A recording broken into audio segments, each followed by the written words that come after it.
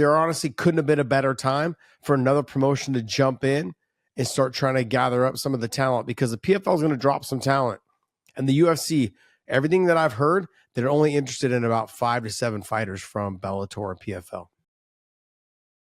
The two people that I would say is Gegard Mousasi and then a friend of mine, Luke Rockhold. And I saw Anthony Pettis. So the three of them, those were the three that I, right off the top, right when I looked at the names, those were the three names that stood out to me. I know there's other fighters that are in there. I think Benson Henderson's there, correct? Yes. Okay. Give me some other names. Thiago Santos is there. We got, let's see, there's so many names. Tyrone Woodley. Fabricio Verdum. We got Jeremy Stevens. We got Wanderlei. We got Jimmy Rivera. Yeah. So this is what I've heard is, even though they have all these fighters, they pretty much sign them like kind of to like a retainer, pretty much like, hey, I'm going to sign you. I'm going to take your authorization, basically, form of you saying you're willing to fight for me, and then I'm going to take you to sponsors and try to basically raise capital to do this. And so they're going to try to blow this thing up, and I think they'll have some success. Look, when I look at the field of MMA, this is a great position for this company to come in on. And I said this when Bellator went away to the PFL. I said, give them a year, and they will bomb this. They will mess this thing up. When PFL took over Bellator, I thought they were going to roll it all into one.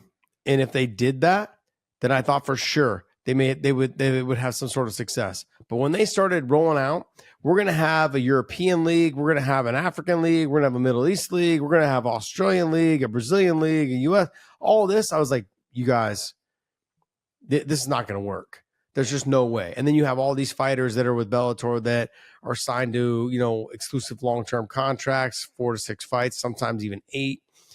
I mean, and they're getting paid pretty well. I just didn't see them having success. And I said, give it a year after, and we'll kind of see where they're at. It didn't even take a year. And people already saw the writing on the wall. PFL struggling.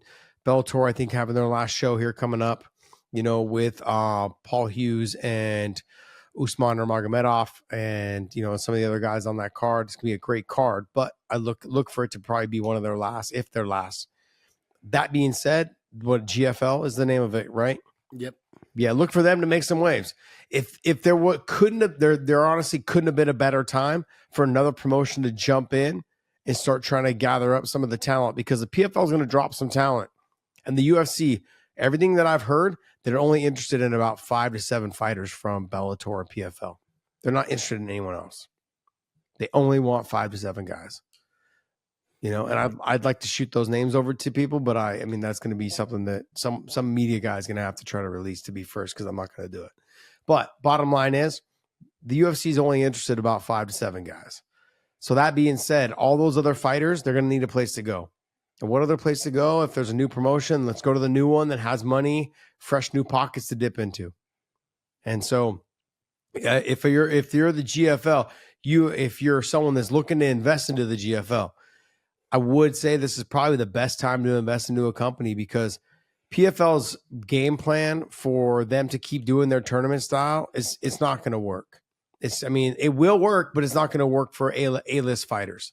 It's not going to work for, your top guys, your Patchy Mix, your Johnny Eblins, your Francis Ngannou's. Those tournaments are not going to work for them. They're not trying to fight 4 times in a year, cut weight, in a certain period of time every, 4 to 6 weeks.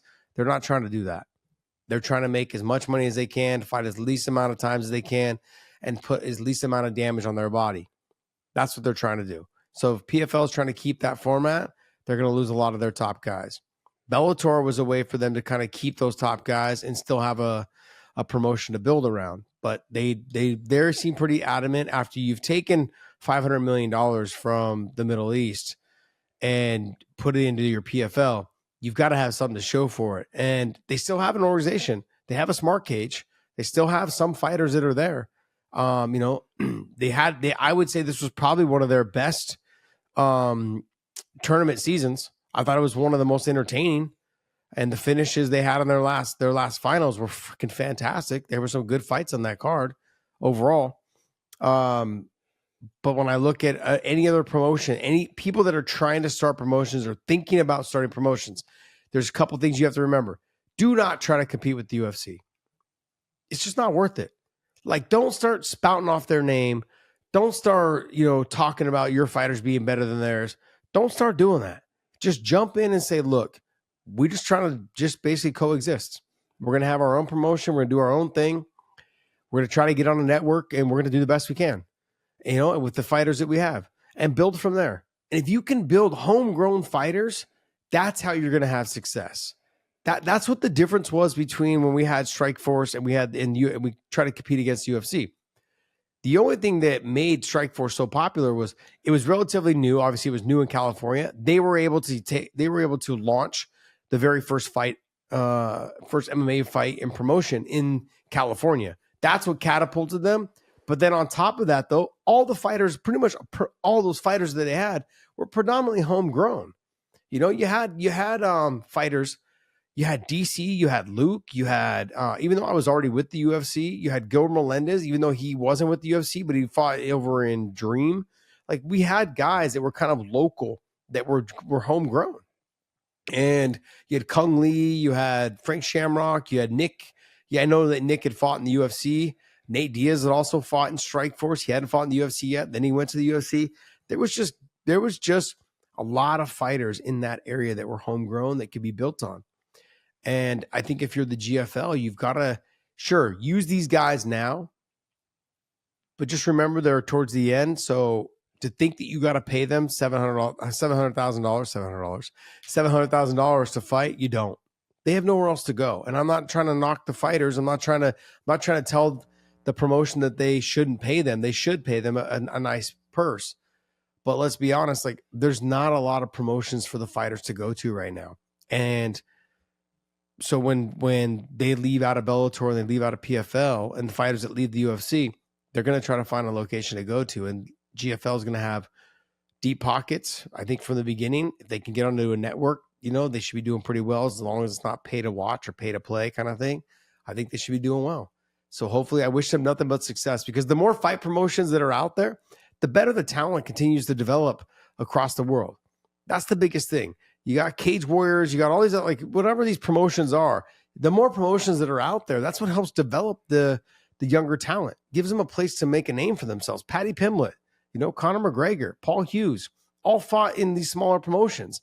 All the Dagestan guys, ACA, ACB, or whatever it was. I think it's ACA now, I think. Like, they've all fought in those other promotions that helped them get to this level where they needed to be to get to the UFC.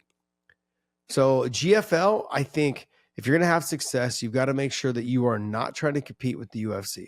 Just simply say, we're trying to coexist, and we want to try to, bring in the best fighters we can. I think, honestly, the recipe for success is to try to develop homegrown athletes.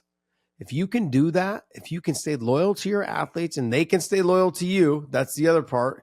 It's a two-way street.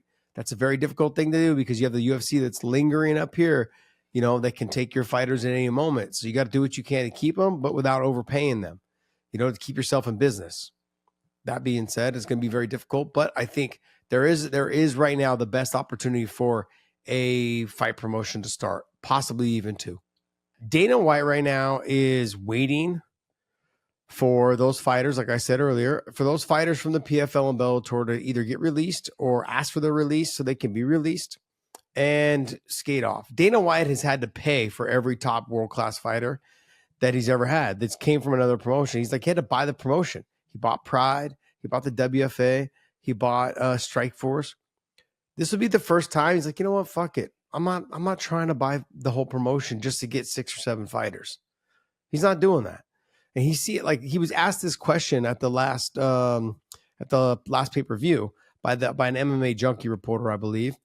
And they asked him, like, is Patricio Pitbull someone you'd be interested in? And he's like, who are you talking about? He's like, Patricio Pitbull. He's like, yeah, Pitbull. And he smiles and smirks about it, because he knows He knows that, look, the PFL's canceling events. They're, basically saying that Bellator's, there's no schedule past the next fight for Bellator. He sees the writing on the wall. He's been in this business too long. He understands that, look, when you start canceling events, you start releasing guys like Yaroslav Amosov, Lorenz Larkin, guys that are coming off wins, guys that are 27-1 in the sport, guys that are former champions, you're losing money. When you're losing money, and you know that it's starting to dry out, he knows that. He talks to the guys in the Middle East. He knows where they get their funding from. He knows that, like, hey, we're going to maybe keep doing it, but not at the level we're doing it now. There's no threat anymore. When Dana White knows the investors to the other company, to the PFL, game's over, man. Like, he already knows what they're willing to put in. He already knows what their game plan is not working. And moving forward is going to be one of those things where, okay, what do we do next? So he doesn't need to do anything. He's just going to wait. I think Patricio Pitbull is the reason why I say yes, he'll sign Patricio, because Patricio was basically a pillar of the organization. 1. 2 is not only is he a multiple-time world champion. 2, he's got a win over Michael Chandler by knockout. 3, and lastly, there's fights for him to be made that will be fun for them, that will still make them a ton of money in Brazil. Him and Jose Aldo, for sure, will crush it. And now I know Jose will have to come up to 145. Patricio will stay at 45, probably doesn't want to make that cut to 35 again. I think Aldo will fight him and please hit to fight him at that weight class. They're both older. Patricio 4 years or 3 years older than Aldo. But there's fights to be had there, man. There's fights for Patricio there. I mean, let's be honest. Volkanovski's not a young guy either. And they're very similar in body style.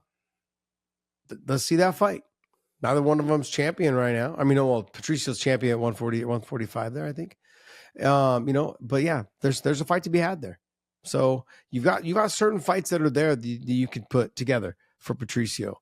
I don't really know outside of the other guys. I'm surprised that they haven't picked up Yaroslav Amosov, 27-1, great record, fun fighter to watch. His only loss is to Jason Jackson. And I've said this from the very beginning when Jason was making his run up. I said, Jason's got the body style to give Amosov some problems. Got the long range striking, the kicks. He started off as a wrestler, good takedown defense. Yeah, I'm like, he's got the body style and sure enough, he gave Amosov problems, gave him his one loss. Overall, though, man, like, there's going to be some good guys. Like I said, there's only a handful of guys, though, that I've heard from people that I know within the UFC. They're only interested in about 6 to 7 guys. So to think that they're going to just take up all the champions, I don't think they're interested in a lot of the champions. There's certain guys on the roster that they're interested in, but that's it. They don't have to be champions. They're interested in certain guys on the roster because they see the potential in those guys. So even if you're a champion in Bellator or PFL, it doesn't guarantee you a spot. They may have let you bring you over, but it'll be probably for a fraction of the cost. If you do get released, or you do ask for your release, or you do come over, there'll be something like that. But because it's easy for them to market, like, hey, you're a former champion, or you are the current champion that left, whatever it was.